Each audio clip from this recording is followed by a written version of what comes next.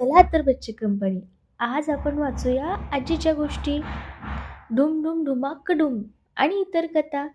मंजुषा आंबेडकरांचं एक खूप छानसं पुस्तक आहे. त्यातली आज आपण वाचणार आहोत पहिली कथा. बरं, कोल्होबा कोल्होबा बोरं पिकली. एका गावात एक म्हातारी आजीबाई एकटीच राहत होती. गरीब होती बिचारी. तिच्याकडे 2-4 कोंबड्या होत्या, एक बकरी होती. घरात कमावणारं कोणीच नव्हतं. आजीबाई पण थकल्या होत्या. हातून फारसं काम व्हायचं नाही. कोंबड्या अंडी घालायच्या. लोक येऊन ती अंडी घेऊन बदल्यात तिला पीठ, मीठ, मिरची घेऊन द्यायचे. आजीबाई बकरीचं दूध भाकरीशी खायच्या. परड्यात थोडी भाजी ठेवली होती. अंगणात एक बोरीचे झाड होतं. लाल लाल टपोरी बोरं आजीबाईंना खूप आवडायची. अशा प्रकारे तिची गुजराण कशीबशी चाललेली होती. आजकाल एक कोल्हा गावात सारखा यायला लागला होता. लोकांच्या कोंबड्या बकऱ्या पळवायचा. लोक त्याला हुसकून लावायचे. होता होता एक दिवस तो आपल्या आजीबाईकडे आला. त्यानं ओळखलं की ही म्हातारी काय आपल्या मागे धावू शकणार नाही. मग काय, एका मागोमाग एक आजीबाईच्या सगळ्या कोंबड्या त्याने गट्टम करून टाकल्या. बकरीसुद्धा खाल्ली. आजीबाई रडून रडून दमली बिचारी. आता जगायचं कसं? तेवढ्यात तिला अंगणात खुडबुड आवाज आला. तिने हळूच फटीतून पाहिलं तर कोल्हा बोरीच्या झाडाकडे बघत उभा होता.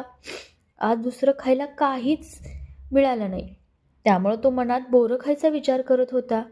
म्हाताऱ्या आजीबाईंनी त्याच्या मनातले विचार ओळखले.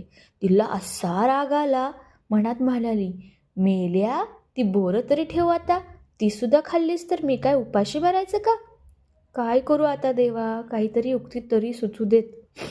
आणि हां, एकदम तिला सुचली युक्ती. गोड आवाजात कोल्ह्याला हाक मारून म्हणाली, कोल्होबा, अहो कोल्होबा, इकडे या ना. कोल्हा दचकलाच. आजीबाई म्हणाली, अहो असे घाबरता काय? बोरं हवीत ना तुम्हाला? हे ऐकून कोल्होबाच्या तोंडाला पाणी सुटलं. म्हणाला, होय होय. आजीबाई म्हणाली, असं करा, उद्या रात्री या माझ्याकडे. तोपर्यंत छान पिकून तयार होतील, गोड लागतील. आत्ता खाल तर आंबट असतील. कोल्हा तर लबाड असतो, पण यावेळी मात्र फसला. येतो म्हणाला. इकडे म्हातारीने जय्यत तयारी केली. एका लोखंडी उखळात निखारी बनवून ठेवले. एका कोपऱ्यात लोखंडी तवा लालबुंद तापवून ठेवला. बाजूला 4 काटे पसरून ठेवले बोरीचे. तेवढ्यात दारावर टकटक झाली. आजीबाईंनी दार उघडलं. या कोल्होबा, तुमचीच वाट बघत होते. तिने त्याला आत नेले. आत सगळीकडेच अंधार होता, त्यामुळे त्याला काहीच दिसत नव्हतं. आजीबाईंनी कोपऱ्याकडे बोट दाखवलं.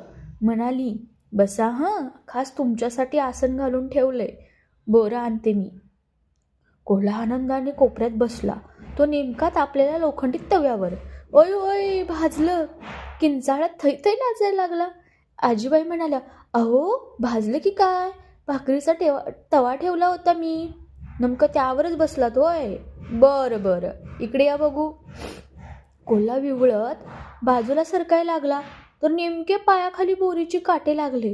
पुन्हा ओरडत नाचायला लागला. पण पायात काटे घुसले ते घुसलेच. तेवढ्यात आजीबाईंनी त्याच्या पुढे उखळ धरलं. म्हणाल्या, असे कसे हो तुम्ही वेंदळे कोल्होबा? मी चुलीसाठी सरपण ठेवलं होतं. त्यात बोरीच्या फांद्या सुद्धा होत्या.